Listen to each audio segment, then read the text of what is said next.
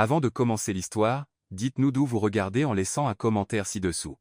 Si vous aimez cette vidéo, n'oubliez pas de liker et de vous abonner. Passez une merveilleuse journée. Profitez de l'histoire, tout le monde. Ethan Caldwell, PDG d'une grande firme d'investissement, fixait un fax fraîchement reçu qui pourrait propulser l'entreprise à un tout autre niveau. Le document provenait directement de la branche française d'un conglomérat européen, et chaque ligne était remplie de termes techniques et de jargon juridique en français ancien, le genre de choses qui nécessitait un traducteur expérimenté et doté de nerfs d'acier. Le problème ? Le traducteur officiel de l'entreprise était malade, et il n'avait que 30 minutes pour répondre. « J'ai besoin de cette traduction maintenant », cria Ethan, serrant les poings. La salle de réunion était remplie de conseillers et de directeurs anxieux. Certains étaient au téléphone, cherchant des solutions. D'autres fixaient simplement le PDG, attendant qu'il résolve le problème, comme il le faisait toujours, de manière brillante et seule. Sofia Alvarez poussait tranquillement son chariot de ménage dans le couloir du 25 étage. C'était sa première semaine de travail pour l'entreprise, via un sous-traitant. Elle faillit passer sans s'arrêter, mais elle entendit l'agitation. C'est un contrat d'1 million de dollars. Si nous ne trouvons pas un traducteur maintenant et que nous l'envoyons sans vérification, nous sommes dans le pétrin, dit quelqu'un. Sofia s'arrêta. Sans trop réfléchir, elle s'approcha de la porte vitrée légèrement entr'ouverte. « Puis-je aider » demanda-t-elle, incertaine. Tout le monde se retourna, comme si un oiseau venait de parler anglais. Ethan, tendu et sceptique, regarda la jeune femme en uniforme simple, avec des gants aux mains et un chiffon de ménage sur l'épaule. « C'est un contrat de haut niveau en français juridique. »« Vous » Il marqua une pause, presque en riant. « Vous savez lire ça » Sofia haussa les épaules calmement. « Si je peux jeter un coup d'œil, je vous dirai. » Silence. Un directeur plus âgé soupira. Ethan, sur une impulsion, lui tendit le document. « D'accord, traduisez la 3e clause. » Sofia lut attentivement. Ses yeux parcouraient les mots comme s'ils lui étaient familiers. La partie A se réserve le droit de révoquer automatiquement la clause d'exclusivité si la partie B ne respecte pas les résultats attendus au cours du premier trimestre fiscal. Ethan haussa un sourcil. Ce n'était pas dans la version précédente. Cette clause pourrait vraiment vous nuire si vous signez maintenant, dit Sofia naturellement. Ils l'ont insérée stratégiquement pour que ça ne ressemble pas à un piège. Les directeurs se regardèrent. Ethan saisit le fax et le relut, cette fois avec une attention totale. La salle devint silencieuse, pleine de tension. « Vous êtes sûr ?»« Absolument. »« Quelqu'un peut-il confirmer cela ?»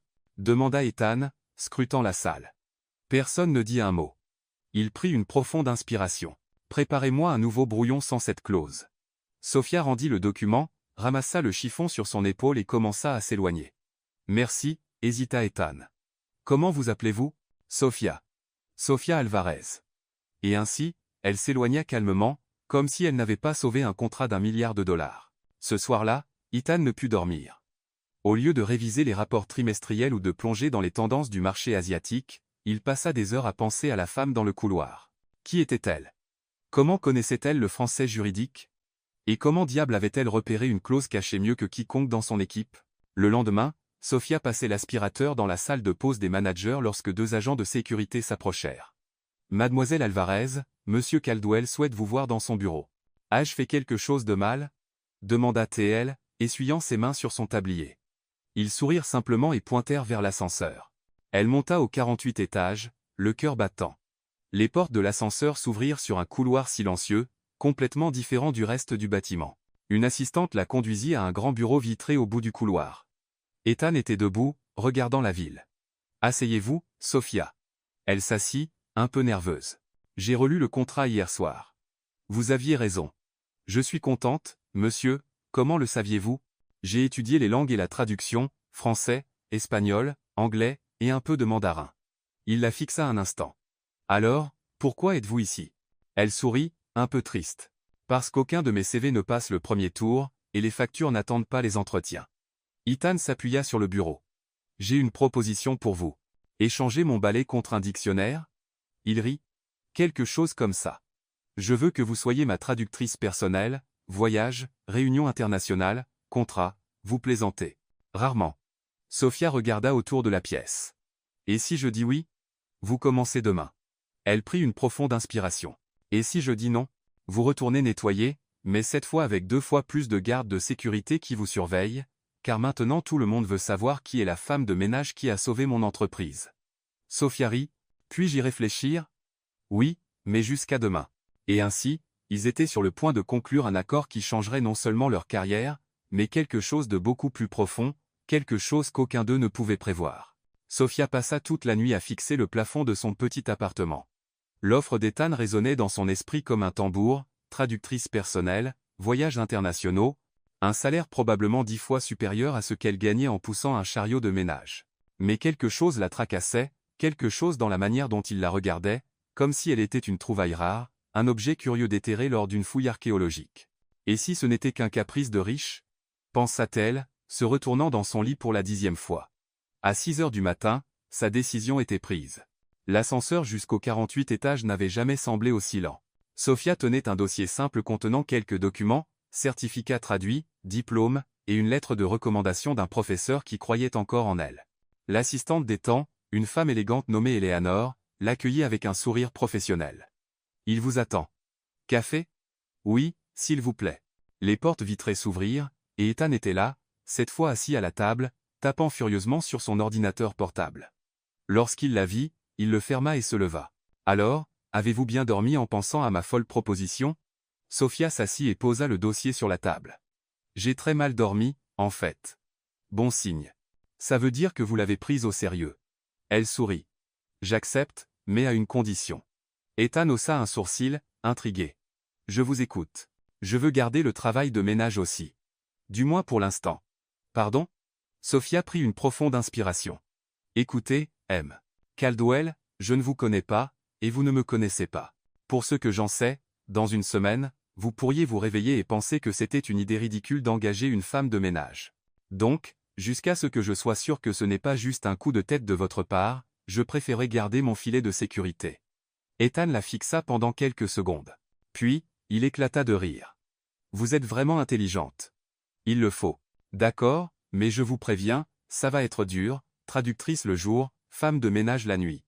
J'ai fait pire. » Il tendit la main. « Alors, nous avons un accord, Sofia Alvarez. » Elle serra sa main fermement. « Oui, nous l'avons, Ethan Caldwell. » La nouvelle se répandit dans l'entreprise plus vite que les ragots dans une petite ville. Eleanor, bien qu'elle essayât de rester discrète, ne put cacher son excitation lorsqu'elle en parla à 2 amis des ressources humaines. De là, le mot se propagea dans les couloirs comme des feuilles dans le vent. À l'heure du déjeuner, la cafétéria des cadres bourdonnait de chuchotements. Sofia était à une table dans un coin, essayant de déchiffrer le menu en français. L'ironie ne lui échappa pas lorsqu'elle sentit tous les regards sur elle. « C'est elle », murmura une secrétaire. « La femme de ménage qui est devenue traductrice », répondit une autre. « On dit qu'elle a sauvé un contrat de plusieurs millions de dollars. Il doit y avoir quelque chose. Personne ne grimpe aussi vite. Peut-être qu'elle a des informations sur le patron. » Sofia fit semblant de ne pas entendre, mais chaque mot touchait une corde sensible. Ce n'était pas nouveau pour elle, bien sûr. Toute sa vie, elle avait dû faire face à des gens qui remettaient en question ses compétences, sa place, son droit d'être dans des espaces qu'il pensait ne pas être pour elle. Puis Charles Thornton s'approcha de sa table. Thornton était le vice-président senior, un homme dans la soixantaine avec des cheveux gris parfaitement peignés et un sourire qui n'atteignait jamais ses yeux. Il était dans l'entreprise depuis 2 décennies et avait la réputation d'être impitoyable avec ses subordonnés. Ses costumes étaient toujours impeccables, sa présence toujours intimidante. « Alors, vous êtes la fameuse Sofia » dit-il, s'asseyant sans demander. « Bonjour, monsieur Thornton. Vous pouvez m'appeler Charles. Après tout, nous sommes collègues maintenant, n'est-ce pas ?» Son ton était poli, mais Sofia perçut la morsure derrière les mots. « Je suppose que oui. » Il s'adossa à sa chaise, la regardant comme un spécimen intéressant dans un laboratoire. « Vous savez, je suis ici depuis 22 ans. J'ai vu beaucoup de gens monter et descendre dans cette entreprise. Mais je dois admettre, je n'ai jamais vu quelqu'un passer du sous-sol au 48 étages du jour au lendemain. La vie est pleine de surprises. C'est sûr, surtout quand on a, disons, certaines qualités qui attirent l'œil du patron. » Sofia arrêta de mâcher. L'insinuation ne pouvait être plus claire. « Désolé, je ne comprends pas. » Charles sourit comme quelqu'un qui pense être le plus intelligent de la pièce. « Allons, ne jouez pas les innocentes. Nous savons tous comment certaines personnes avancent ici. Et je suis sûr qu'Ethan a été très impressionné par vos talents. » Le restaurant commençait à se taire. D'autres personnes avaient perçu la tension à la table et commençaient à écouter. Sofia posa calmement sa fourchette sur son assiette. Elle regarda Charles avec l'expression qu'on pourrait utiliser pour observer un insecte particulièrement agaçant. « Vous savez, Charles, dit-elle, utilisant son prénom pour la première fois, vous avez raison. J'ai effectivement des compétences spéciales. Vraiment? Oui, je peux lire des contrats en français sans utiliser Google Traduction. Quelques personnes à proximité commencèrent à glousser. Vraiment? Demanda Charles, la voix tendue par l'irritation. Oui. Et je peux aussi repérer des clauses pièges qui sauvent l'entreprise de perdre des millions. Oh, et j'ai un talent très rare. Lequel? Sophia se pencha en avant avec un doux sourire. Je sais faire la différence entre l'intelligence et la jalousie. Le silence qui suivit fut assourdissant. Charles devint rouge comme une betterave. Écoutez, jeune fille non, vous écoutez. Sophia se leva, toujours souriante. Je n'ai pas demandé à être ici.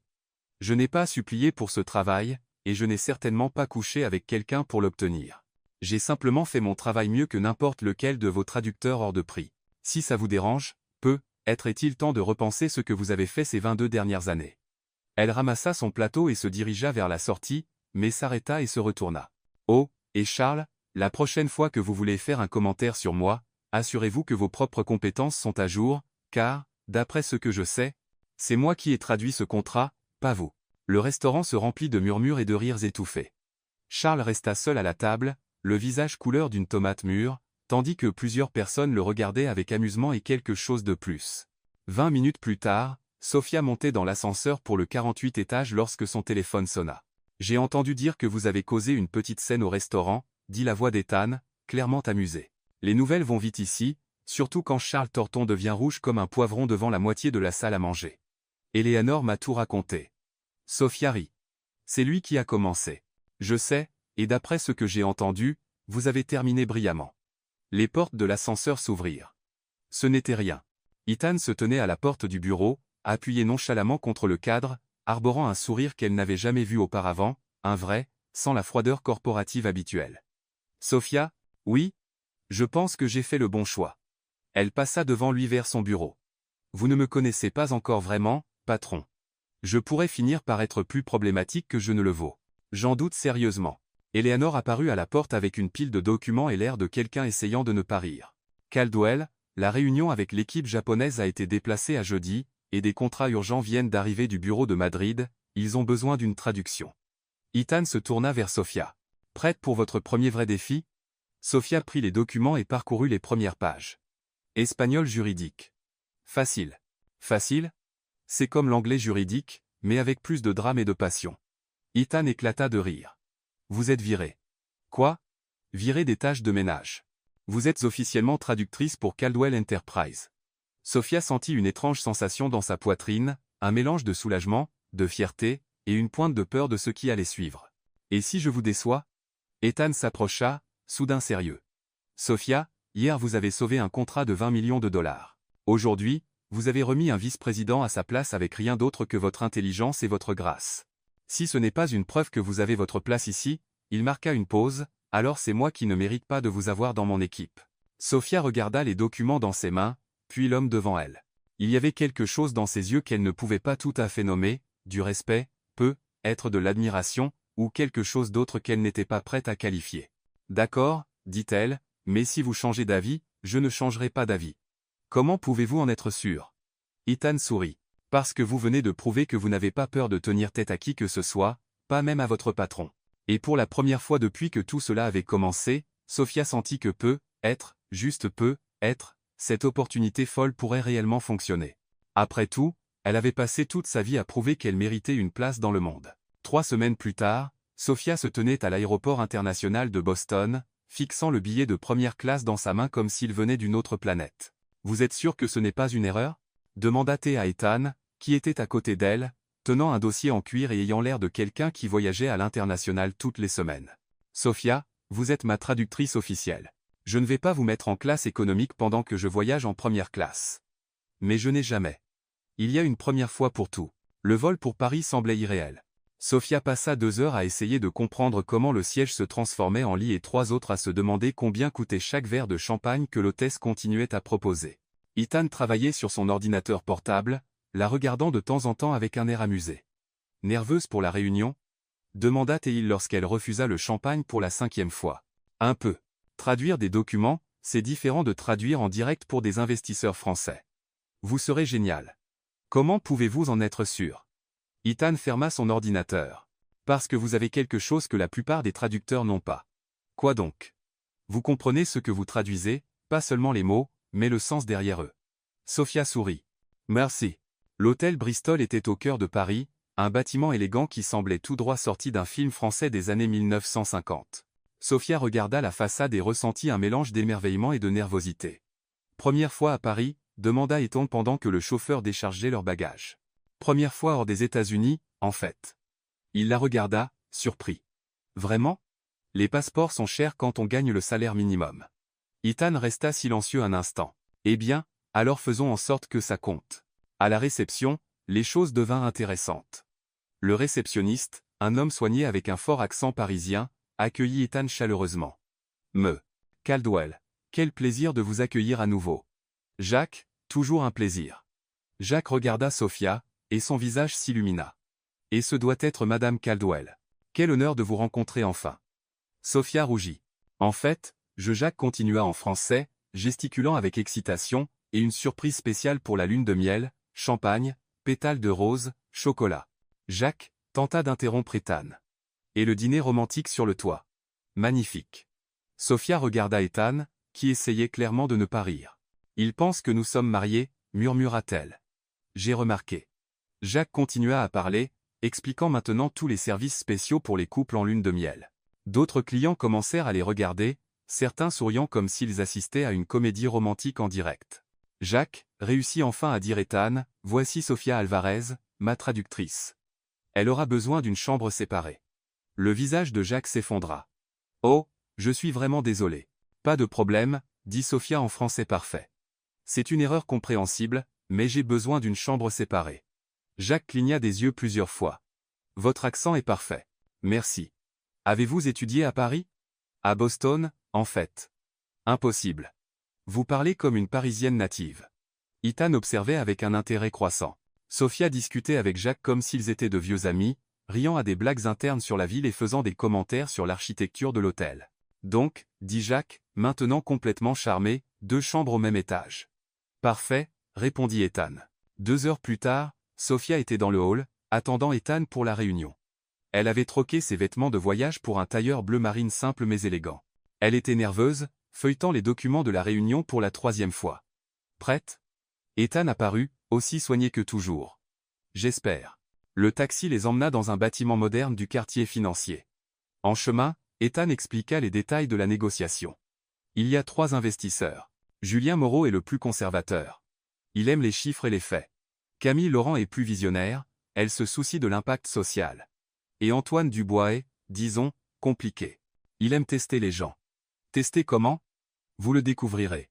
La réunion commença de manière formelle, avec des présentations polies et un café qui sentait meilleur que tout ce que Sophia avait jamais senti. Ethan commença sa présentation en anglais, et Sophia traduisit en temps réel en français.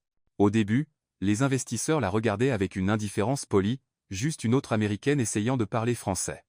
Mais au fur et à mesure de la réunion, leurs expressions changèrent. Sophia ne se contentait pas de traduire les mots d'Ethan. Elle ajustait les expressions pour correspondre à la culture, utilisant des phrases qui parlaient directement à la mentalité française, faisant de petits changements qui rendaient la proposition plus attrayante pour ce public spécifique. Intéressant, dit soudain Antoine. Vous avez traduit Market Disruption par révolution de marché. Pourquoi? Sophia n'hésita pas.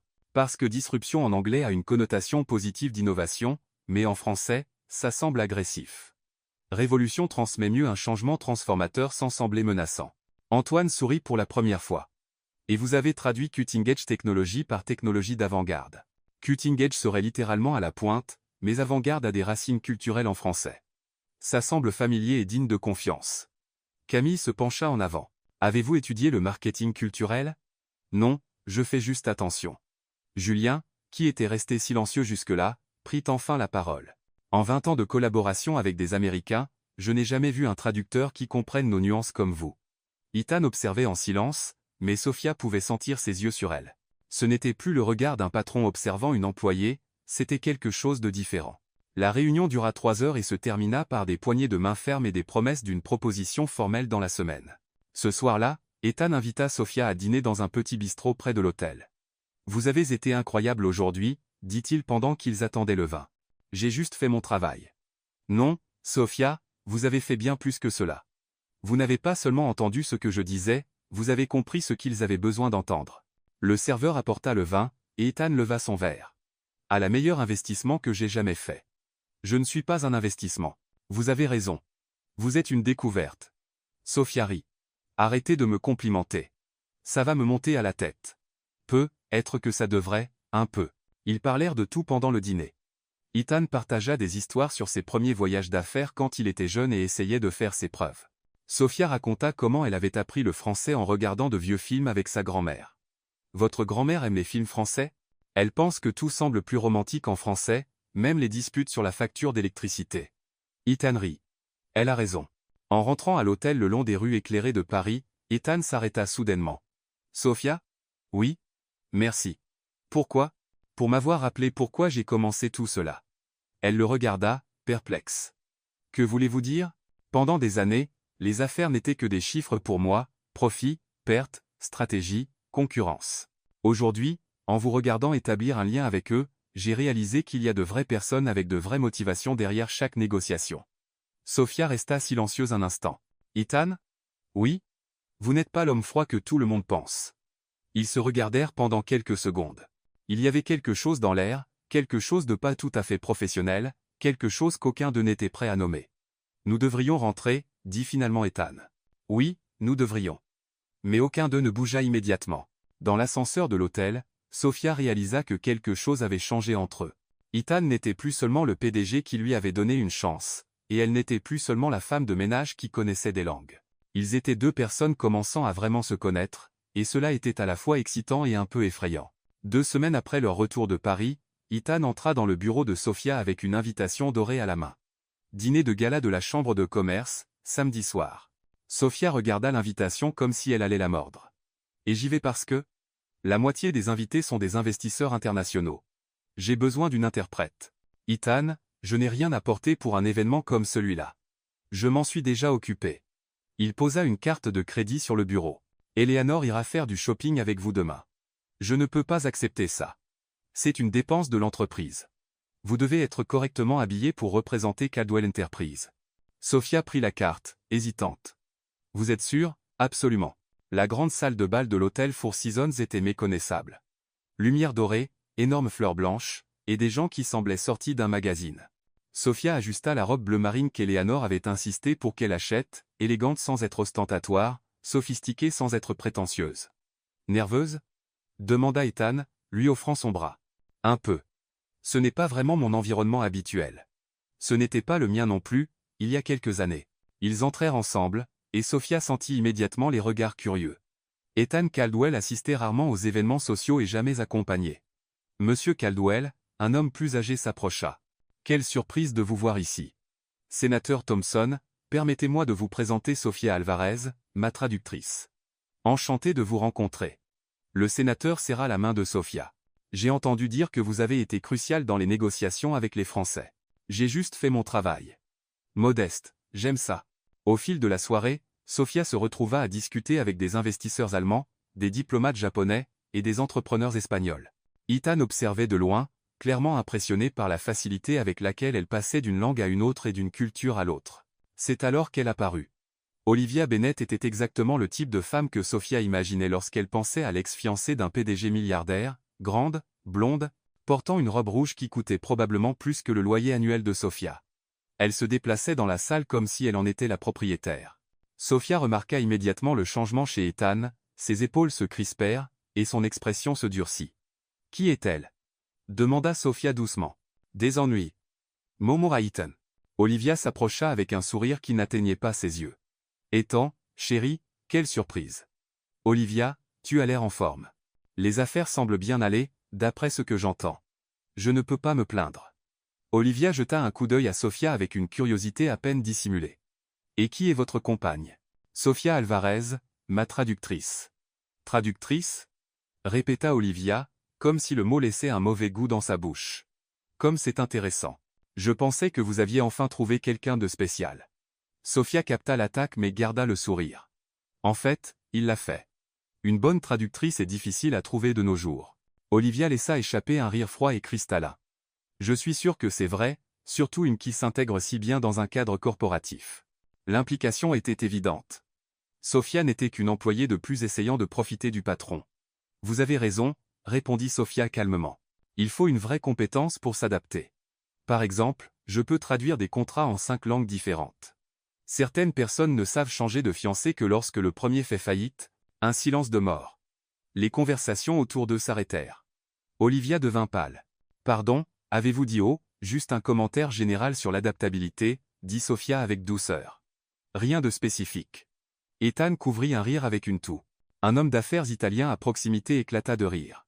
J'aime cette fille. Elle a du caractère. Les rires se répandirent. Olivia réalisa qu'elle avait perdu le contrôle de la situation. Eh bien, ce fut intéressant de vous rencontrer, Sophia. Le plaisir est partagé. Olivia s'éloigna avec autant de dignité qu'elle pouvait rassembler. Ethan attendit qu'elle disparaisse dans la foule avant de se tourner vers Sophia. C'était impoli de ma part. Brillant. Elle a commencé. Je sais, et vous avez fini parfaitement. Un serveur passa avec du champagne. Sophia prit un verre. Alors, puis-je demander ce qui s'est passé entre vous deux? Ethan resta silencieux un instant. Quand mon entreprise a presque fait faillite il y a 3 ans, elle a décidé qu'un milliardaire potentiel n'était pas aussi attrayant qu'un milliardaire déjà établi. Aïe, oui, elle l'a épousé 6 mois plus tard. Sophia regarda dans la direction où Olivia avait disparu. Idiote. Pourquoi? Parce que n'importe qui avec un demi-cerveau peut voir que vous êtes le genre d'homme qui rebondit toujours. Ethan la regarda avec une expression que Sophia ne pouvait pas tout à fait déchiffrer. Comment le savez-vous? Parce que vous m'avez engagé. Seule une personne qui croit en un potentiel caché prendrait un tel risque. 1 heure plus tard, ils étaient dans la voiture, rentrant chez eux. Sophia avait enlevé ses chaussures et frotté ses pieds. Je ne me plaindrai plus jamais de mes baskets de travail, murmura-t-elle. Ethan rit. On s'y habitue, c'est la vie en entreprise. Est-ce que ça en vaut la peine? Tout ce spectacle? Les vêtements chics, les sourires faux, les conversations vides? Ethan réfléchit un instant. Ça dépend de ce qu'on en retire à la fin. Et qu'est-ce que vous avez retiré aujourd'hui? Vous voir remettre Olivia à sa place a été le moment fort de mon mois. Sophia rit. Vous êtes terrible. Être. Ils restèrent assis dans un silence confortable pendant quelques minutes. Les lumières de la ville dansaient devant les fenêtres dans un flou de couleurs. Sophia. Oui, merci pour aujourd'hui, pour tout. Pas besoin de me remercier. C'est mon travail. Je ne parle pas du travail. Elle le regarda. De quoi parlez-vous alors? De vous tenir à mes côtés quand Olivia a essayé de vous humilier. Vous n'étiez pas obligé. Si, je l'étais. Pourquoi? Sophia hésita. Parce que personne ne mérite d'être traité comme ça. Et parce que je ne supporte pas les gens qui pensent que l'argent leur donne le droit de piétiner les autres. Ethan l'observa dans la faible lumière de la voiture. C'est tout? Sophia sentit quelque chose changer dans son ton, quelque chose de plus vulnérable qu'elle n'avait jamais entendu auparavant. Et parce que vous ne méritiez pas ce qu'elle vous a fait. Comment le savez-vous? Parce que je vous connais. Vraiment? Sophia réalisa que la conversation avait pris un tour différent, plus personnel, plus risqué. Je commence à vous connaître. Ethan hocha la tête, comme si elle venait de répondre à une question qu'il n'avait pas posée à voix haute. La voiture s'arrêta devant l'immeuble de Sophia. Elle attrapa son sac et la boîte avec ses chaussures. Bonne nuit, Ethan. Bonne nuit, Sophia. Mais aucun d'eux ne bougea. Ethan. Oui, vous méritez quelqu'un qui reste, peu importe combien d'argent vous avez. Et sur ces mots, elle sortit de la voiture, laissant Ethan seul avec des pensées qu'il n'était pas tout à fait prêt à affronter. Quelques jours plus tard, Sophia était en vol pour Tokyo. C'était un voyage de 14 heures, et elle passa la plupart du temps à étudier les documents de la réunion. La négociation avec Tanaka Industries était cruciale pour l'expansion de Caldwell Enterprises en Asie, et elle voulait s'assurer que chaque nuance culturelle serait respectée. Ethan observait Sophia travailler, impressionné par sa concentration. Elle avait écrit des notes dans les marges des contrats, signalant des termes qui pourraient sembler offensants en japonais et suggérant des alternatives plus diplomatiques. « Avez-vous toujours été comme ça ?» demanda-t-il une fois qu'elle ferma enfin le dossier. « Comme quoi ?»« Perfectionniste. Si attentive aux détails. » Sophia rit. « Quand on n'a pas de seconde chance, on apprend à faire les choses correctement du premier coup. » La réunion au siège de Tanaka Industries fut un succès total. Sophia ne se contentait pas de traduire avec une précision technique. Elle comprenait les subtilités de la communication japonaise, les silences significatifs, les formalités nécessaires, les signes non-verbaux d'approbation ou de résistance. Quand Kenji Tanaka fit une blague en japonais sur les Américains qui parlent trop vite, Sophia sourit et répondit en japonais, « Certains Américains savent aussi quand il est temps d'écouter. » Sa remarque brisa la tension formelle et créa instantanément un lien. 2 heures plus tard, ils sortirent du bâtiment avec un accord préalable qui dépassait toutes les attentes d'Ethan. Comment saviez-vous qu'il testait notre patience lorsqu'il est resté silencieux pendant 2 minutes entières? Demanda Ethan alors qu'il marchait dans les rues animées de Shibuya. Parce que le silence au Japon n'est pas l'absence de communication, c'est une communication intentionnelle. Et où avez-vous appris cela? Sophia marqua une pause. L'expérience. Ce soir-là, ils dînèrent dans un petit restaurant traditionnel que Sophia avait trouvé. Ethan avait insisté pour qu'elle choisisse le lieu, curieux de voir comment elle gérait la ville. « Vous êtes déjà venu ici ?» demanda-t-il, la regardant parler facilement avec la serveuse en japonais. « Non, mais j'ai étudié la culture, et le langage corporel est universel. » Ethan la regarda commander pour eux deux, expliquant leurs préférences alimentaires et posant des questions sur des ingrédients spécifiques. C'était comme regarder quelqu'un danser, chaque mouvement fluide et confiant. « Sophia, puis-je vous poser une question personnelle? » Ça dépend à quel point c'est personnel. Comment avez-vous appris autant de langues? Sophia resta silencieuse un instant, jouant avec ses baguettes. Par nécessité. Que voulez-vous dire? Elle prit une profonde inspiration. J'ai obtenu mon diplôme il y a 5 ans, spécialisé en langue avec un accent sur l'interprétation simultanée. Je suis sorti de l'université en pensant que le monde m'attendait. Et ce n'était pas le cas. Pas quand vous n'avez pas le bon nom de famille ou les bonnes relations. J'ai envoyé mon CV à toutes les agences de traduction de la ville. La réponse était toujours la même, pas de poste vacant pour le moment, mais nous garderons votre CV en dossier. Ethan fronça les sourcils. 5 ans? 5 ans à laver la vaisselle, nettoyer des bureaux, travailler dans des cafés, tout ce qui payait les factures. Pourquoi n'avez-vous pas abandonné ou essayé autre chose? Sophia esquissa un léger sourire. Parce qu'abandonner n'était pas une option. Quelqu'un comptait sur moi. Votre famille? Ma grand-mère, Maria Alvarez. Sophia marqua une pause, comme si elle décidait combien partager. Elle m'a élevé seule depuis que j'avais 3 ans. Vos parents? J'ai été adopté. Ma grand-mère m'a trouvé dans un orphelinat à Boston. Elle était venue donner des vêtements après la mort de mon grand-père et m'a vue assise seule dans un coin, essayant de lire un livre beaucoup trop avancé pour mon âge. Ethan arrêta de manger. Elle a dit que c'était le coup de foudre, pas avec moi, mais avec ma détermination, une enfant de 3 ans essayant de comprendre des mots qu'elle ne comprenait pas, mais refusant d'abandonner. Et elle vous a adopté. Ça a pris 6 mois de paperasse et d'entretien. Elle était veuve, travaillait comme couturière, vivait dans un petit appartement, pas vraiment le profil idéal pour une adoption, mais elle n'a jamais abandonné. Sophia sourit, et pour la première fois depuis qu'Ethan l'avait rencontrée, ses yeux s'adoucirent d'une tendresse sincère. Elle m'a appris que l'intelligence n'est pas un don.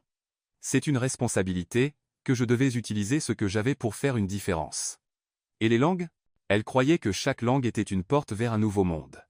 Elle économisait chaque centime pour payer des cours, français le samedi, espagnol le jeudi après-midi. J'ai appris le japonais en ligne, en regardant des animés avec sous-titres. Ethan resta silencieux, absorbant chaque mot. Quand elle est tombée malade il y a 2 ans, j'étais en 3e année d'université. Diabète, puis complications rénales. Elle avait besoin de quelqu'un pour s'occuper d'elle, acheter des médicaments, aller aux rendez-vous médicaux. C'est pourquoi vous preniez n'importe quel travail. C'est pourquoi je prenais n'importe quel travail. Elle a tout abandonné pour moi. C'était mon tour. Sophia regarda par la fenêtre les lumières de Tokyo. Elle croit encore que je vais accomplir quelque chose de grand.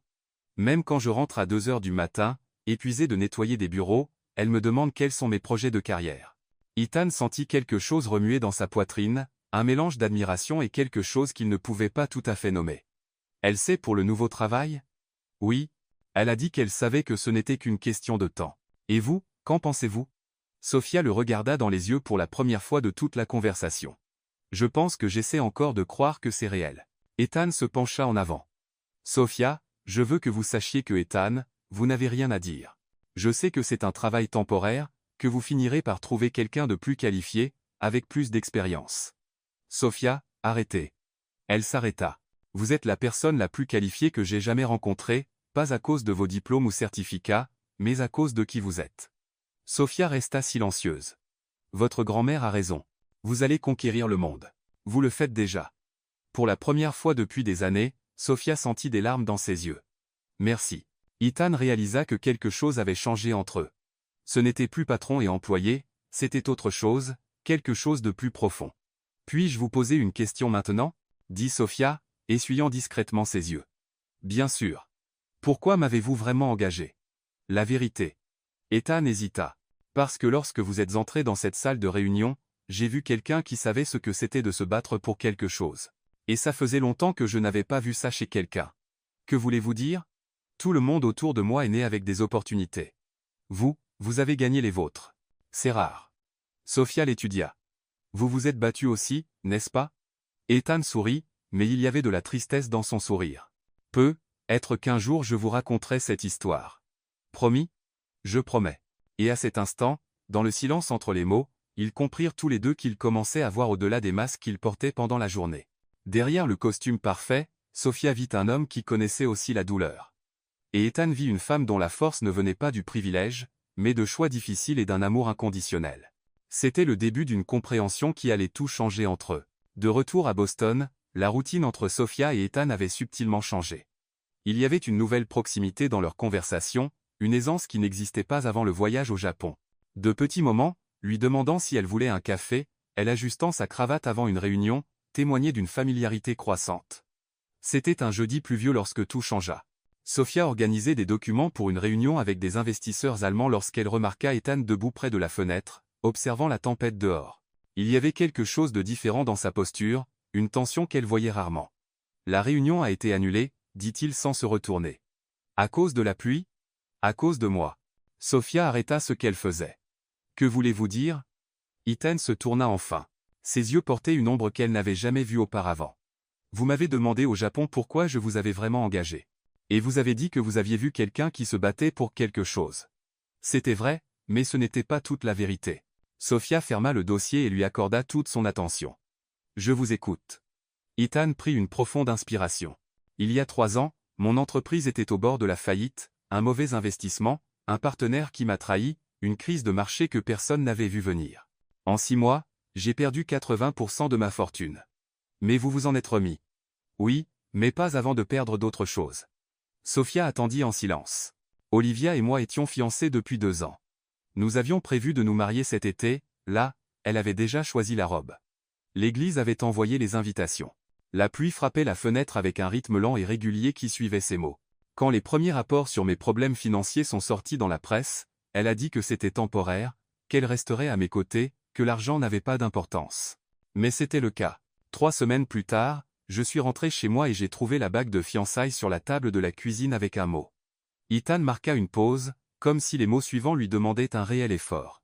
Elle a dit qu'elle avait reconsidéré les choses, qu'elle avait besoin de stabilité dans sa vie, que je comprendrais une fois que je ne serais plus aussi impliqué émotionnellement. Sophia sentit la colère monter dans sa poitrine mais garda une expression neutre. J'ai découvert une semaine plus tard qu'elle voyait Victor Newman, un milliardaire de l'immobilier. Ils se sont mariés 4 mois plus tard. Ethan.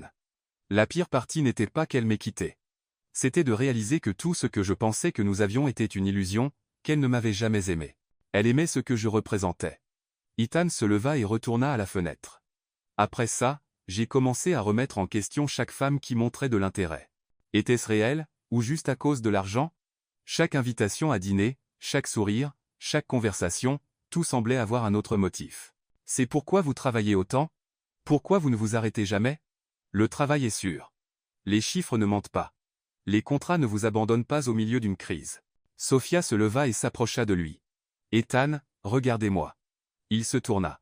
Toutes les femmes ne sont pas comme Olivia. Comment puis-je en être sûr? Vous ne pouvez pas. C'est ce qui rend le risque si effrayant. Ethan l'étudia. Et qu'est-ce qui vous rend différente? Sophia n'hésita pas. Parce que je ne veux rien de vous, monsieur Caldwell. Juste du respect. Que voulez-vous dire? Vous pourriez perdre tout votre argent demain, et je vous respecterai toujours. Vous pourriez redevenir l'homme qui était au bord de la faillite, et je croirai toujours en votre capacité à vous relever. Ethan ne dit rien. Vous savez pourquoi? Continua Sophia. Parce que j'ai vu qui vous êtes quand personne ne regarde. J'ai vu comment vous traitez Eleanor quand elle fait une erreur. J'ai vu comment vous m'avez défendu quand Charles a essayé de m'humilier. L'homme que je respecte n'est pas le PDG de Caldwell Enterprise. C'est l'homme qui m'a donné une chance quand je n'étais qu'une femme de ménage avec des rêves trop grands. Ils étaient proches maintenant, plus proches qu'ils ne l'avaient jamais été. Sophia pouvait voir les fines lignes autour des yeux d'Ethan, marque de nuit blanche et de décisions difficiles. Avez-vous peur de me faire confiance? Demanda-t-elle doucement. J'ai peur de faire confiance à qui que ce soit. Il la regarda dans les yeux un long moment. Surtout à vous. Pourquoi? Parce que vous comptez. Le silence qui suivit était lourd de quelque chose de nouveau. Ce n'était plus professionnel. C'était personnel, intime, dangereux. Sophia sentit son cœur s'accélérer. Ethan la regardait d'une manière qui lui donnait des papillons dans l'estomac. Ce n'était pas le regard d'un patron envers une employée, c'était un homme regardant une femme. « Ethan » murmura-t-elle. « Sophia. » Ils se penchaient l'un vers l'autre lorsque le téléphone d'Ethan sonna, fort et strident. Le moment se brisa. Ethan cligna des yeux, comme sortant d'une transe, et répondit. « Caldwell. » Sophia recula, le cœur encore battant. Elle fit semblant d'organiser des papiers pendant qu'il parlait, mais son esprit était fixé sur ces mots. « Surtout vous, parce que vous comptez. » Ces mots résonnaient dans sa tête. « C'était Henrik, » dit Ethan après avoir raccroché. « Il veut reprogrammer pour demain. » Super. Ils restèrent en silence, la conversation précédente planant encore dans l'air comme de la fumée. Sophia. « Oui, merci d'avoir écouté. Merci de m'avoir fait confiance. » Ethan hocha la tête et se dirigea vers la porte. Il s'arrêta, la main sur la poignée. Sophia. « Oui, vous aviez raison de dire que je ne suis pas l'homme froid que tout le monde pense. Je sais. » Comment ? Sophia sourit. Parce que les hommes froids n'ont pas peur d'être blessés à nouveau. Et sur ces mots, Ethan sortit, laissant Sophia seule avec la réalisation que quelque chose de fondamental avait changé entre eux. Ils n'étaient plus seulement patron et employé. Ils ne savaient pas encore ce qu'ils étaient, mais ils n'étaient définitivement plus seulement cela. La pluie continuait de taper sur la fenêtre, mais maintenant elle semblait laver quelque chose, les anciennes blessures, les anciennes peurs, les anciens murs. Et dans le silence du bureau, Sophia réalisa qu'elle tombait amoureuse de l'homme derrière le costume, et que c'était à la fois la meilleure et la pire chose qui puisse arriver.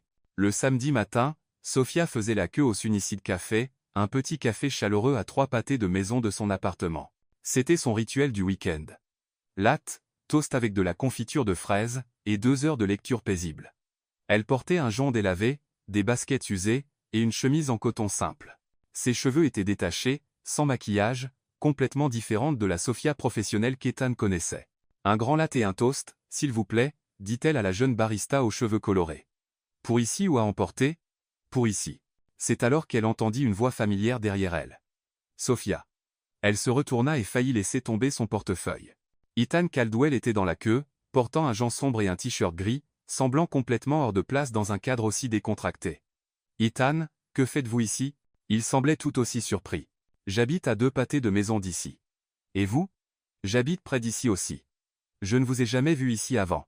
D'habitude, je prends mon café au bureau, mais aujourd'hui, » il haussa les épaules, « j'avais envie de sortir. » La barista tout sauta, leur rappelant qu'il y avait une queue. « Un café noir, sans sucre ?» commanda Ethan rapidement. « Vous vous asseyez avec moi ?» demanda Sophia sans trop réfléchir.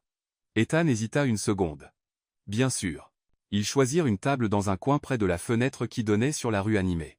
Sophia observa Ethan regarder autour de lui avec curiosité. « Première fois dans un café de quartier ?» demanda-t-elle. « C'est si évident.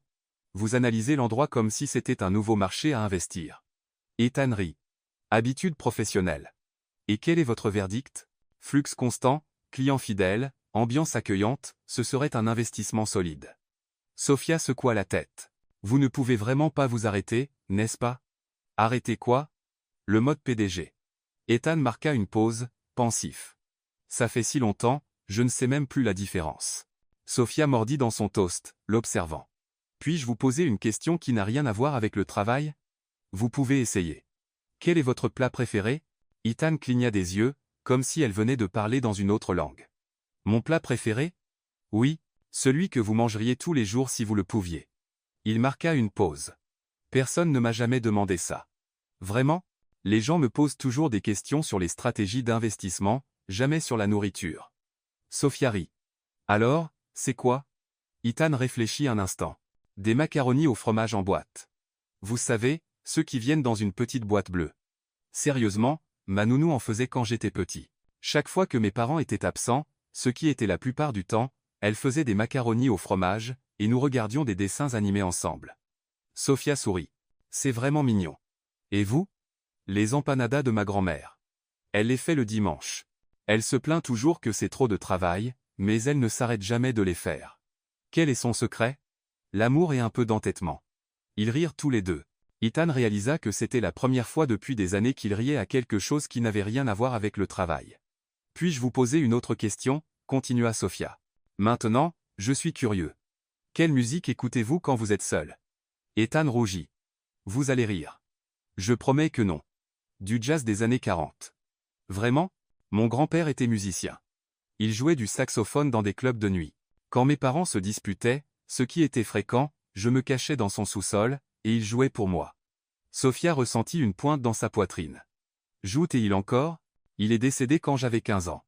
Je suis désolé. Il m'a appris que la musique est la seule langue qui n'a pas besoin de traduction.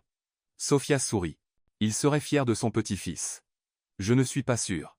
Je pense qu'il aurait préféré que je fasse de la musique. Il n'est jamais trop tard. À 35 ans, pourquoi pas? Ethan la regarda comme si elle venait de suggérer de voler jusqu'à la lune. Et vous? Qu'écoutez-vous? Un peu de tout, de la salsa quand je fais le ménage, du jazz quand je me sens déprimé, du rock quand j'ai besoin d'énergie. Et quand vous êtes heureuse? Sophia marqua une pause. Vous savez, je n'y ai jamais vraiment pensé. Que voulez-vous dire? J'utilise toujours la musique pour changer ce que je ressens, jamais pour célébrer quand je me sens déjà bien. Peut-être devriez-vous commencer. À ce moment, une femme plus âgée s'approcha de leur table, cheveux blancs, sourire chaleureux, et un appareil photo à l'ancienne dans les mains. Désolé d'interrompre, mais vous êtes un si beau couple. Puis-je prendre votre photo? Sophia rougit. En fait, nous ne sommes pas. Ce serait un honneur, dit Ethan, se surprenant lui-même. La femme sourit encore plus largement. Comme c'est romantique. Rapprochez-vous un peu. Sophia lança un regard confus à Ethan, mais il haussa simplement les épaules. Ils se rapprochèrent, et la femme prit la photo. Parfait. Vous avez cette étincelle dans les yeux. Ensemble depuis longtemps, nous sommes commença Sophia. Encore en train de le découvrir, termina Ethan. La femme fit un clin d'œil. Les meilleures histoires d'amour commencent ainsi. Et elle s'éloigna, les laissant dans le silence. Pourquoi avez-vous dit ça? Demanda Sophia. Dis quoi? Que nous sommes en train de le découvrir? Ethan baissa les yeux sur ses mains. Parce que je ne sais plus ce que nous sommes. Que voulez-vous dire? Nous avons commencé comme patrons et employés. Puis nous sommes devenus partenaires de travail. Et maintenant, je suis assis dans un café de quartier un samedi matin, à parler de macaroni au fromage, et je me sens plus moi-même que je ne l'ai été depuis des années. Sophia sentit son cœur battre plus vite. Et c'est une mauvaise chose? C'est effrayant. Pourquoi? Ethan la regarda dans les yeux. Parce que nous sommes ici depuis 3 heures, et je n'ai pas pensé au travail une seule fois. Parce que vous me faites rire. Parce que quand cette femme nous a appelés un couple, une partie de moi voulait lui dire qu'elle avait raison. Le silence qui suivit était rempli de possibilités non dites. Ethan, je sais que c'est compliqué. Vous travaillez pour moi. Ce serait irresponsable. Ce n'est pas ce que j'allais dire. Qu'alliez-vous dire? Sophia prit une profonde inspiration. Que ça fait aussi 3 heures que je n'ai pas pensé à vous comme à mon patron. Ils se regardèrent, et quelque chose changea. Ce n'était plus professionnel. C'était quelque chose de plus profond, quelque chose de réel. Et maintenant? Demanda Ethan. Maintenant, vous allez me parler davantage de votre grand-père, le musicien, dit Sophia en souriant. Et je vais vous apprendre à écouter de la musique quand vous êtes heureux. Ethan sourit en retour. Marché conclu. Et ils restèrent là, à parler jusqu'à ce que le soleil se couche, comme deux personnes ordinaires appréciant la compagnie l'une de l'autre, ne sachant pas que ce jour changerait tout entre eux. Le lundi, Sophia était dans la salle de conférence, traduisant une présentation pour des investisseurs coréens, lorsque son téléphone vibra. Elle le gardait toujours en mode silencieux pendant les réunions, mais quelque chose la fit regarder l'écran. Hôpital général de Boston apparut sur l'affichage. Son sang se glaça. « Excusez-moi » murmura-t-elle à Ethan, qui était en train d'expliquer les graphiques de croissance trimestrielle. Elle sortit de la pièce et répondit avec des mains tremblantes. « Bonjour, Sophia Alvarez. Ici l'infirmière Margaret de l'hôpital général. Votre grand-mère, Maria Alvarez, a été admise il y a environ 1 heure. Elle est tombée malade à la maison. » Le reste des mots s'estompa. Sophia sentit le monde tourner autour d'elle. Est-elle en vie? Parvint-elle à demander. Elle est stable, mais vous devez venir le plus vite possible. Sophia raccrocha et resta figée dans le couloir, essayant de comprendre ce qu'elle venait d'entendre. Ses jambes semblaient en gelée. Sophia? Ethan apparut à la porte de la salle de conférence. Que s'est-il passé? Ma grand-mère. Hôpital. Je dois? Les mots sortirent en désordre. Ethan comprit immédiatement. Venez, dit-il, attrapant son manteau. Eleanor, annulez toutes mes réunions aujourd'hui. Monsieur, mais la réunion avec les Coréens reprogrammez-la pour demain. Sophia le regarda, hébétée. Ethan, vous n'êtes pas obligé. Cette réunion est importante. Pas plus importante que ça, dit-il doucement, prenant son bras. Allons-y. Le trajet jusqu'à l'hôpital fut un flou. Ethan conduisait pendant que Sofia restait silencieuse, regardant par la fenêtre mais ne voyant rien.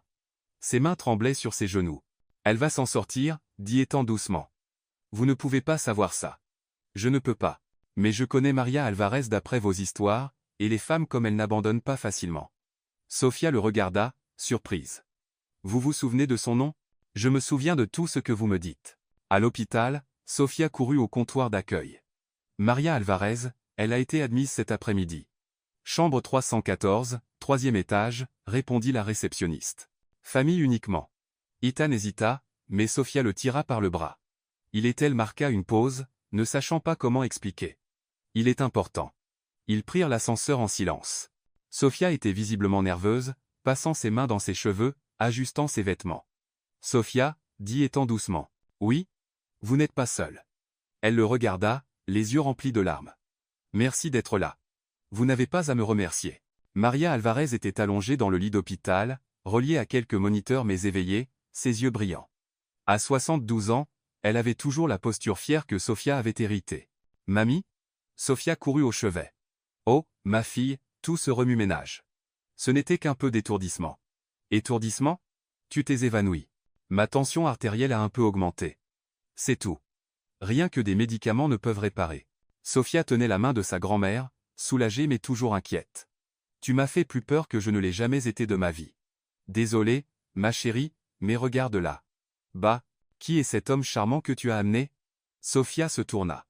Ethan se tenait dans l'embrasure de la porte, clairement mal à l'aise d'interférer dans un moment aussi personnel. « Mamie, voici Ethan Caldwell, mon patron. » Maria étudia Ethan avec le regard perçant qu'elle utilisait pour jauger les gens. « Caldwell, comme le Caldwell des magazines d'affaires ? » ?»« Oui, madame. » Ethan s'approcha du lit. « C'est un plaisir de vous rencontrer, madame Alvarez. Sofia parle souvent de vous. J'espère que ce sont de bonnes choses. Uniquement des choses merveilleuses. » Maria sourit, regardant d'Ethan à Sofia et vice-versa. « Donc, vous êtes le patron de ma petite fille. C'est moi. Et vous êtes venu ici un lundi après-midi. » C'est exact. Vous avez annulé des réunions importantes ? Ethan lança un regard à Sofia. « Comment le saviez-vous ? » Parce que Sofia m'a dit que vous êtes toujours occupé par des réunions.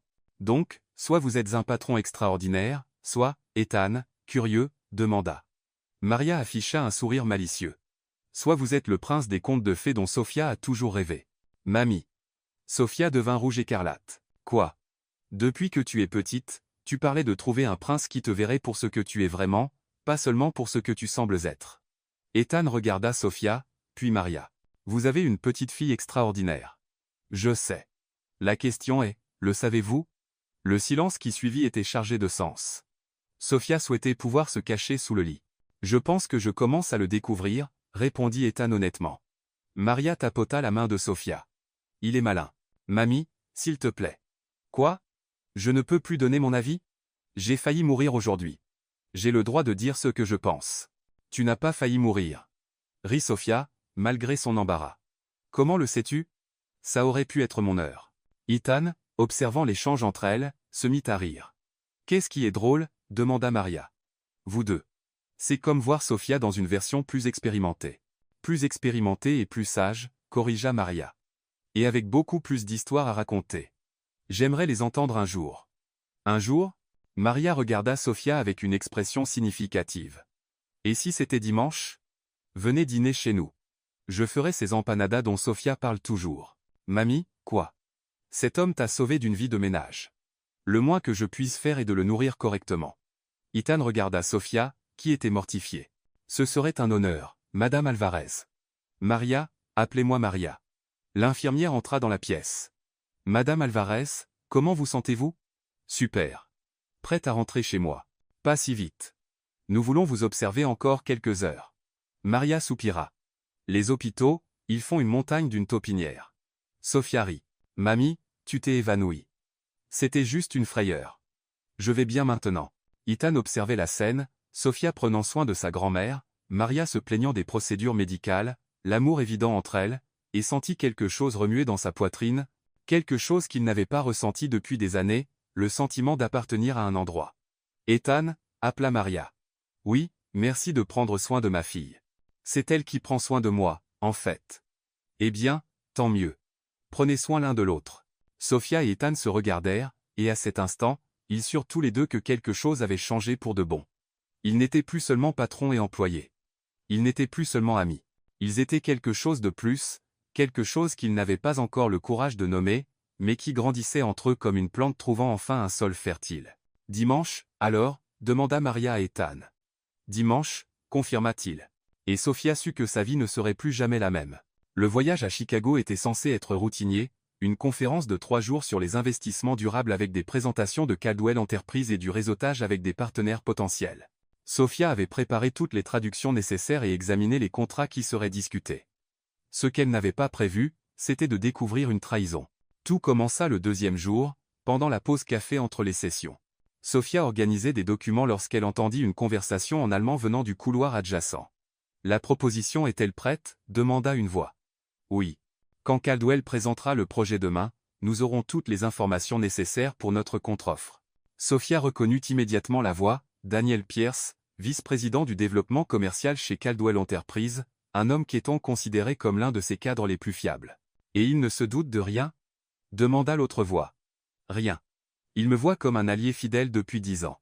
Il n'imaginerait jamais que je passe des informations à vous. » Sophia sentit son sang se glacer. Daniel parlait à des représentants de Schmidt Industries, le principal concurrent allemand de Caldwell. « Parfait. Avec ces données, nous présenterons une meilleure offre et conclurons l'accord avant qu'il ne réalise ce qui s'est passé. Et ma compensation ? 2 millions, comme convenu, plus un poste au conseil d'administration quand nous prendrons en charge ces contrats américains. » Sophia recula discrètement, le cœur battant. Daniel Pierce vendait des informations confidentielles de l'entreprise, et Ethan n'en avait aucune idée. Pour le reste de la journée, Sophia observa Daniel discrètement. Il agissait normalement, souriant, serviable, le cadre modèle qu'Ethan louait toujours, mais maintenant, elle pouvait voir à travers le masque.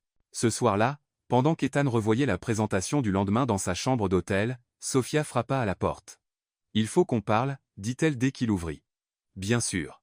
Quelque chose ne va pas ?» Sophia entra et ferma la porte. « Ethan, faites-vous confiance à Daniel Pierce ?»« Bien sûr. Il travaille avec moi depuis une décennie. »« Pourquoi ?» Sophia prit une profonde inspiration. « Parce qu'il vous trahit. » Ethan arrêta ce qu'il faisait. « Que voulez-vous dire ?» Aujourd'hui, j'ai entendu une conversation entre lui et des représentants de Schmidt Industries. Il leur transmet des détails confidentiels sur notre proposition. Sophia, c'est une accusation très grave. Je sais, et je suis certaine de ce que j'ai entendu. Ethan s'assit sur le bord du lit. Racontez-moi exactement ce que vous avez entendu. Sophia relata toute la conversation, mot pour mot. Ethan devenait plus pâle à chaque détail. Êtes-vous sûr que c'était Daniel ? Absolument. J'ai reconnu sa voix, et il a dit qu'il travaillait avec vous depuis 10 ans. Ethan resta silencieux longtemps. Si c'est vrai, ça explique beaucoup. Comment ça ? Ces derniers mois, certains accords que nous pensions sûrs nous ont échappé de justesse, comme si les concurrents savaient exactement quoi offrir pour nous battre. Que allez-vous faire ?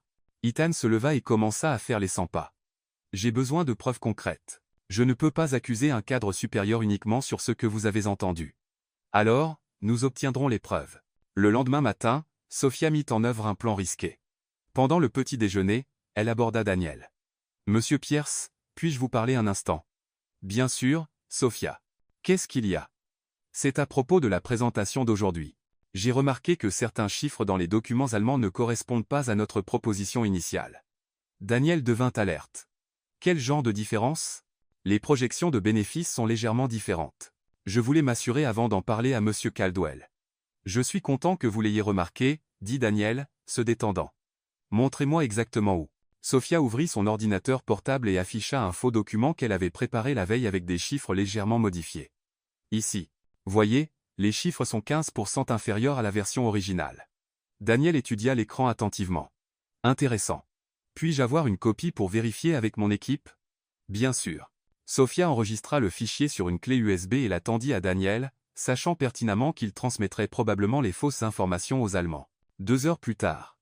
Pendant la présentation principale, Ethan observa attentivement les représentants de Schmidt Industries réagir aux chiffres réels, très différents de ceux que Sophia avait montrés à Daniel. La confusion sur les visages des Allemands était évidente. Ils avaient préparé une contre-offre basée sur des données incorrectes. Après la présentation, Ethan demanda à Daniel de le rejoindre dans une réunion privée. Sophia était là en tant qu'interprète. « Daniel, j'ai besoin de vous poser une question, » dit Ethan, calme et sérieux. Bien sûr. Comment expliquez-vous que Schmidt Industries soit arrivé avec une proposition basée sur des chiffres qui n'existaient que dans un faux document que Sophia vous a montré ce matin? Daniel devint pâle. Je ne comprends pas. Sophia a créé un document avec de faux chiffres et ne l'a donné qu'à vous. 2 heures plus tard, les Allemands ont présenté une contre-offre basée sur ces chiffres exacts. Le silence dans la pièce était assourdissant.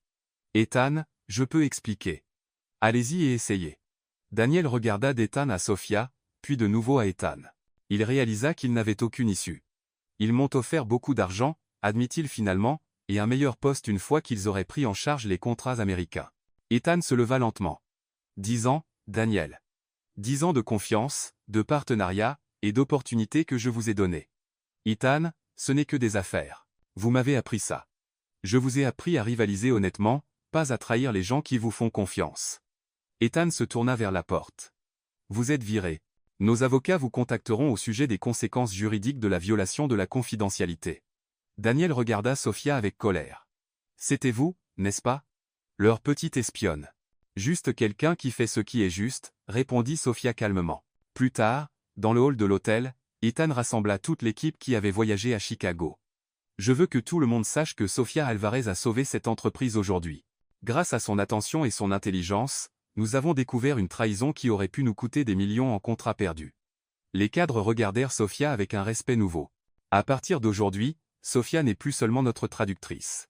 Elle est maintenant notre consultante senior pour le développement international. Des applaudissements spontanés éclatèrent.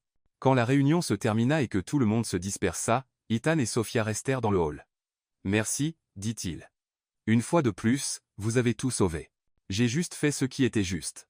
Non, Sophia, vous avez fait bien plus que cela. Vous m'avez protégé. Vous vous êtes battue pour moi. Ils se tenaient proches maintenant, la tension entre eux impossible à ignorer. Ethan. Sophia, il y a quelque chose que je dois dire. Quoi donc? Il s'approcha, leur visage à quelques centimètres. Vous n'êtes pas seulement mon employé. Vous n'êtes pas seulement ma consultante. Vous êtes je suis quoi? Demanda Sophia, le cœur battant. Mais avant qu'Ethan ne puisse répondre, la voix stridente d'Eleanor résonna dans le hall. Elle courait vers eux, tenant un téléphone. M. Caldwell, urgence. Les investisseurs japonais demandent un appel vidéo dans 20 minutes. Ethan ferma les yeux, frustré. D'accord, Eleanor. Allons au centre d'affaires. Il regarda Sophia. Cette conversation n'est pas terminée. Je sais. Et elle le savait, tout comme elle savait que la prochaine fois qu'ils seraient seuls, rien ne les interromprait. Une semaine après l'incident de Chicago, Ethan entra dans le bureau de Sophia, tenant 2 invitations dorées et arborant une expression qu'elle ne parvenait pas tout à fait à déchiffrer. Conférence internationale sur la durabilité des entreprises, dit-il en posant les invitations sur son bureau. Rome, 3 jours. Sophia regarda les invitations, perplexe. Vous avez besoin de quelqu'un pour traduire en italien? Non, en espagnol. Certains participants viennent d'Amérique latine. Sophia Ethan l'interrompit. Ce n'est pas pour le travail. Elle leva les yeux, incertaine. Que voulez-vous dire? Ethan s'assit sur la chaise en face d'elle, une habitude qu'il prenait de plus en plus souvent. Je veux que vous veniez avec moi en tant qu'invité, pas en tant qu'employé, pas en tant que traductrice, en tant que Sophia Alvarez. Son cœur manqua un battement. Ethan, écoutez-moi avant de dire non. Il se pencha en avant. Rome est une ville incroyable. La conférence n'est qu'une excuse. Nous pourrions explorer, dîner dans de petits restaurants, visiter des musées, comme des gens normaux. Sophia passa des invitations à son visage. Comme des gens normaux? Comme 2 personnes qui aiment être ensemble? Le silence qui suivit était chargé de tout ce qu'il ne s'était pas dit, toutes les conversations interrompues, tous les moments presque perdus, toute la tension qui s'était accumulée pendant des mois. Ethan, je ne peux pas. Pourquoi pas? Sophia se leva et marcha vers la fenêtre, lui tournant le dos. Parce que ça changerait tout. Et si je veux que ça change? Elle se retourna. Le voulez-vous vraiment, ou êtes-vous juste confus parce que nous avons passé tant de temps ensemble? Que voulez-vous dire? Sophia prit une profonde inspiration. Ethan. Vous venez de sortir d'une relation qui s'est mal terminée. Vous travaillez avec moi depuis des mois. Je suis pratiquement la seule femme dans votre vie qui n'est pas purement professionnelle. Il est normal que arrêtez. Ethan se leva. Ce n'est pas ça. Comment pouvez-vous en être sûr? Parce que je sais faire la différence entre la solitude et une véritable connexion. Sophia sentit ses yeux se remplir de larmes. Et moi, je sais faire la différence entre une opportunité de carrière et un cœur brisé. Ethan la regarda, sans comprendre. Que voulez-vous dire? Je veux dire que je suis amoureuse de vous. Les mots sortirent avant qu'elle ne puisse les arrêter. Le silence fut absolu. Et c'est exactement pourquoi je ne peux pas aller à Rome avec vous. Ethan cligna des yeux, essayant de digérer ce qu'il venait d'entendre. Sophia, non, laissez-moi finir. Elle essuya une larme qui s'échappait. Je suis amoureuse de vous, Ethan Caldwell, de l'homme qui annule des réunions pour m'accompagner à l'hôpital, de l'homme qui se souvient du nom de ma grand-mère, de l'homme qui mange des macaronis au fromage et écoute du jazz quand il est seul. Elle s'arrêta pour reprendre son souffle. Mais je suis aussi la femme que vous avez trouvée en train de nettoyer des bureaux. Et peu importe combien de titres prestigieux vous me donnez, il y aura toujours des gens pour dire que je ne suis qu'une femme qui a séduit son patron. Je me fiche de ce que les gens disent. Mais moi, j'y tiens. Sophia essuya une autre larme. Je tiens à ma dignité.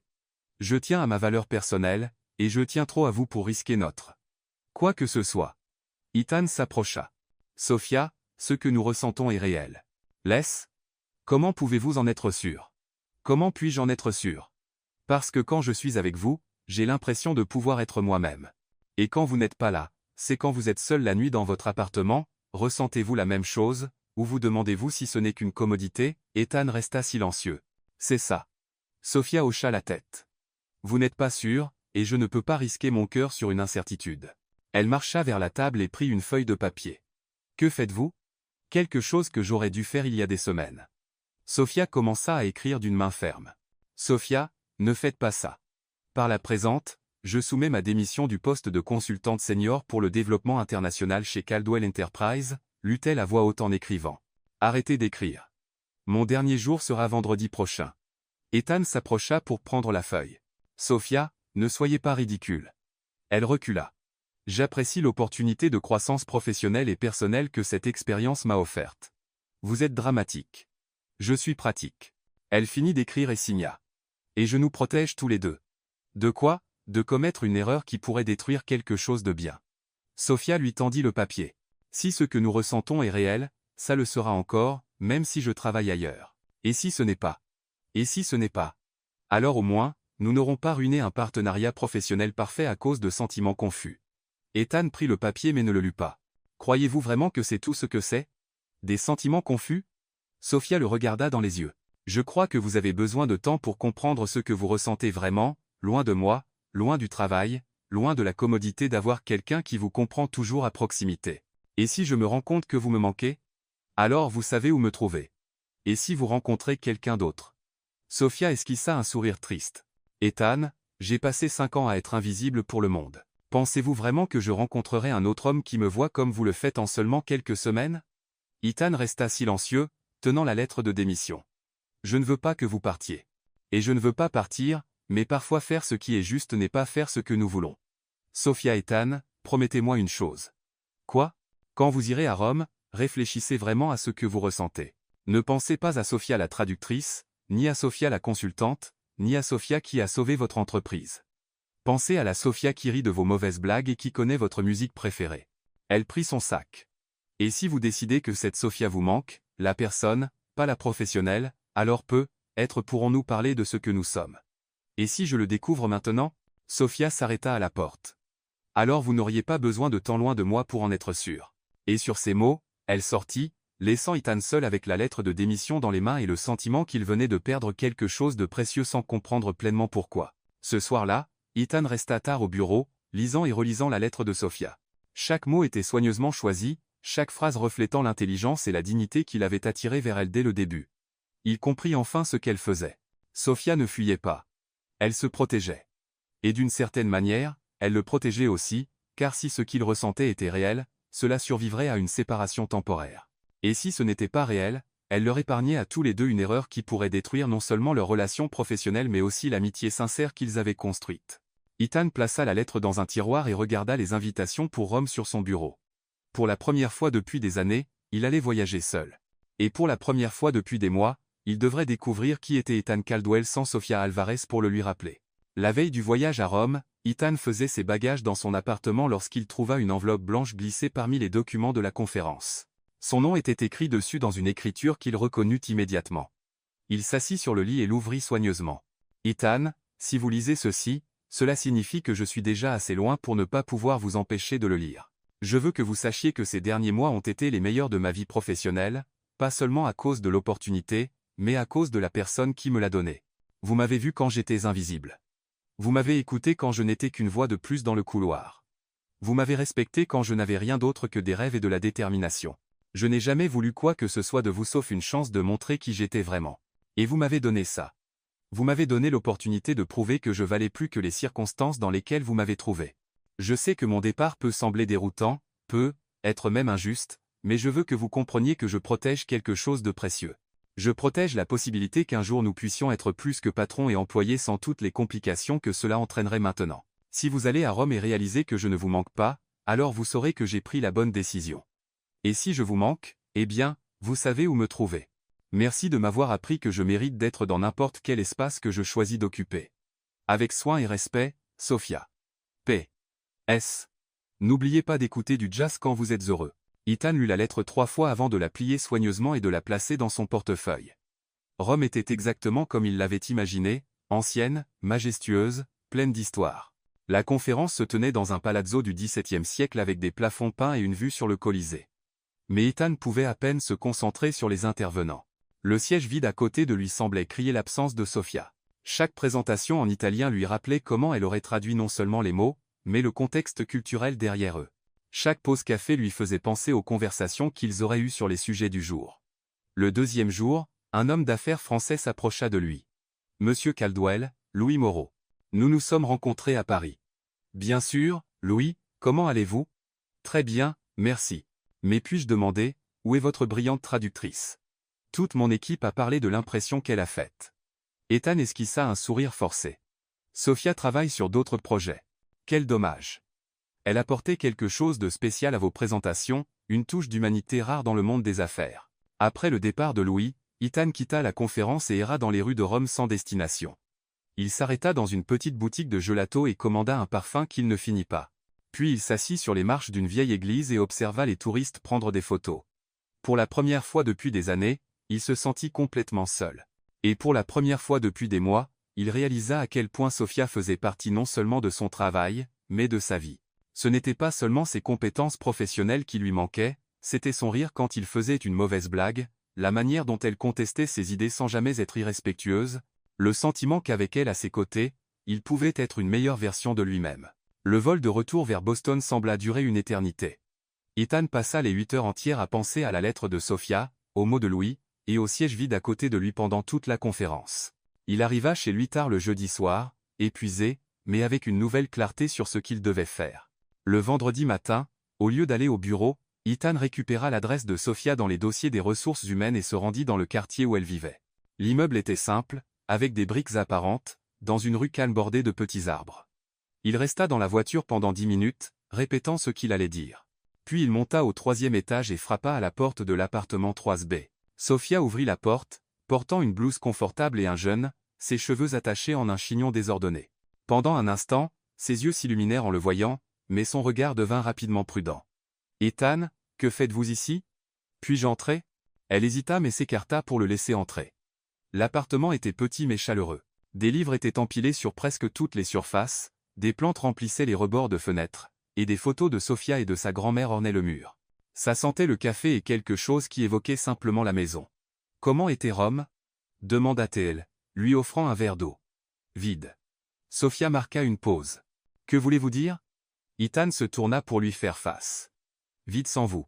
Chaque présentation à laquelle j'ai assisté, je n'arrêtais pas de penser à comment vous l'auriez traduite mieux.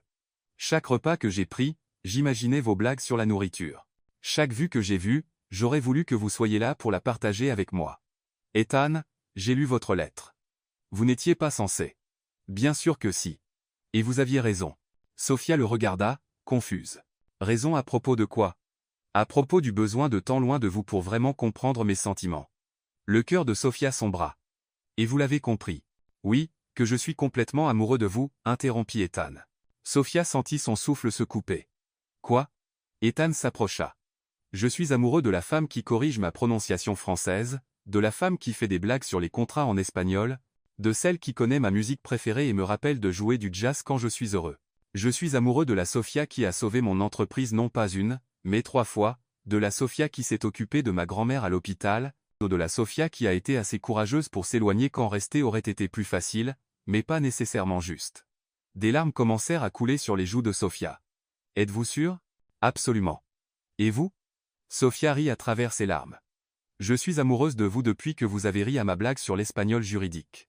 Venez dîner avec moi, dit Ethan, prenant ses mains, en tant qu'ancienne employée, en tant que femme que je veux mieux connaître, la femme avec qui je veux partager une glace à Rome la prochaine fois. Et si ça ne marche pas? Et si ça marche? Sofia le regarda dans les yeux et vit tout ce qu'elle avait besoin de voir. Ce n'était pas un PDG puissant parlant à une ancienne employée, c'était juste Ethan parlant à Sofia, un cœur à un autre. Oui, murmura-t-elle. Oui au dîner. Oui à Rome. Oui pour découvrir ce que nous sommes quand nous ne prétendons pas être juste des collègues. Ethan sourit, et pour la première fois, rien ne les interrompit. Il l'embrassa là, dans ce petit appartement chaleureux, entre des piles de livres et des plantes baignées de soleil. Et quand ils s'écartèrent, ils surent tous les deux que ce n'était que le début. 6 mois plus tard, Caldwell Enterprise semblait complètement différente. Pas physiquement, les bureaux étaient toujours élégants, les réunions avaient toujours lieu aux 48 étages, mais il y avait une nouvelle énergie dans l'air, une légèreté qui n'était pas là auparavant. Sofia Alvarez, désormais directrice des projets internationaux, avait son propre bureau avec vue sur la ville. Mais le plus grand changement n'était pas son titre. C'était la façon dont Ethan souriait plus, riait pendant les réunions, et comment ils travaillaient ensemble avec une synchronisation si parfaite qu'elle impressionnait même les cadres les plus sceptiques. Honnêtement, je ne peux pas imaginer cette entreprise sans vous deux, dit Eleanor un après-midi en tendant à Sofia une pile de rapports. Nous formons une bonne équipe, répondit Sofia avec un sourire. Vous êtes plus qu'une bonne équipe. Vous êtes, comment dire, complémentaires. Sofia regarda à travers la paroi vitrée le bureau d'Ethan, où il gesticulait avec animation lors d'un appel vidéo avec des investisseurs japonais. 6 mois de relations officielles avaient confirmé ce qu'il savait déjà, il fonctionnait non seulement en tant que couple, mais en tant que partenaire à tous les niveaux. L'événement annuel de l'entreprise était prévu pour un vendredi soir en décembre. La grande salle de bal du même hôtel où Sofia avait autrefois affronté Olivia brillait désormais de lumière dorée et d'arrangements floraux blancs. Tous les employés, investisseurs et partenaires clés étaient présents. Sofia portait une robe vert émeraude qu'Ethan avait choisie lui-même, prétendant qu'elle correspondait à ses yeux quand elle était déterminée. Il était élégant dans un smoking noir, mais elle pouvait voir qu'il était nerveux à la façon dont il bougeait. « Ça va ?» demanda-t-elle, ajustant sa cravate. « Parfait », répondit-il, embrassant son front. « Juste nerveux pour le discours. »« Depuis quand êtes-vous nerveux pour les discours ?» Ethan lui lança un sourire mystérieux. « Depuis aujourd'hui, le dîner se déroula sans accroc. » Sofia discutait avec des investisseurs allemands en allemand, des partenaires français en français, et une délégation brésilienne en portugais. Ethan observait de loin, toujours émerveillé par la facilité avec laquelle elle passait d'une langue et d'une culture à l'autre. « Mesdames et messieurs », la voix d'Ethan résonna dans la salle alors qu'il montait sur scène. « Je veux profiter de cette soirée pour parler de quelque chose de fondamental au succès de toute entreprise, la confiance. » Sofia arrêta de parler et tourna toute son attention vers la scène. « Pendant des années, j'ai cru que la confiance était un luxe que je ne pouvais pas me permettre, que la vulnérabilité était une faiblesse, que garder mes distances était le seul moyen de rester en contrôle. » La salle devint silencieuse. Mais cette année, j'ai appris quelque chose de vraiment important. J'ai appris que la véritable force vient de reconnaître que nous avons besoin les uns des autres, que les meilleures affaires ne se font pas seulement par des contrats et des stratégies, mais par des connexions humaines authentiques. Ethan regarda directement Sofia. Il y a un peu plus d'1 an, une femme extraordinaire est entrée dans ma vie. Elle m'a appris que l'intelligence sans humilité n'est que de l'arrogance, que le succès sans but n'est que des chiffres, et que le leadership sans cœur n'est qu'un pouvoir vide. Sofia sentit ses yeux se remplir de larmes. Sofia Alvarez, continua Ethan, descendant de la scène, vous m'avez appris le langage le plus difficile au monde, le langage de la vérité. Il marcha vers la table où elle était assise, toute la salle suivant chacun de ses mouvements dans un silence complet. Vous m'avez appris qu'il est possible d'être vulnérable et fort à la fois, que faire confiance à quelqu'un ne signifie pas perdre le contrôle. Cela signifie gagner quelque chose de bien plus précieux, un véritable partenaire. Ethan s'agenouilla à côté de la chaise de Sofia, sortant une petite boîte bleue de sa poche. Sofia Alvarez, voulez-vous être ma partenaire dans la plus grande aventure de la vie? Voulez-vous signer un contrat sans date d'expiration avec moi? Sofia pleurait ouvertement maintenant. Ethan, voulez-vous m'épouser? La salle retint son souffle. Sofia regarda l'homme agenouillé devant elle, le même homme qui, 1 an plus tôt, l'avait défié de traduire un contrat en français, et vit tout son avenir reflété dans ses yeux. Oui, murmura-t-elle, puis plus fort. Oui, La salle éclata en applaudissements et en acclamations alors qu'Ethan glissait la bague à son doigt et l'embrassait comme si c'était la première et la dernière fois. 9 mois plus tard, par une matinée ensoleillée de septembre, l'église Saint-Michel était remplie de fleurs blanches et d'invités émus. Sophia était éblouissante dans une robe simple mais élégante alors qu'elle marchait dans l'allée vers Ethan, qui l'attendait avec un sourire qui illuminait tout l'espace. Maria Alvarez, désormais âgée de 73 ans, rayonnait dans un fauteuil roulant décoré de rubans blancs, une précaution médicale qu'elle avait transformée en partie intégrante de la cérémonie. Dans ses mains, elle tenait un petit coussin avec les alliances. « Qui donne cette femme pour le mariage » demanda le prêtre. « Moi » dit Maria avec fierté. « Mais en réalité, ils se sont choisis il y a longtemps. Je suis juste là pour confirmer qu'elle a un excellent goût. » Des rires emplirent l'église. Pendant leurs vœux, Ethan dit « Sophia, tu m'as appris que l'amour n'est pas une possession. C'est un choix.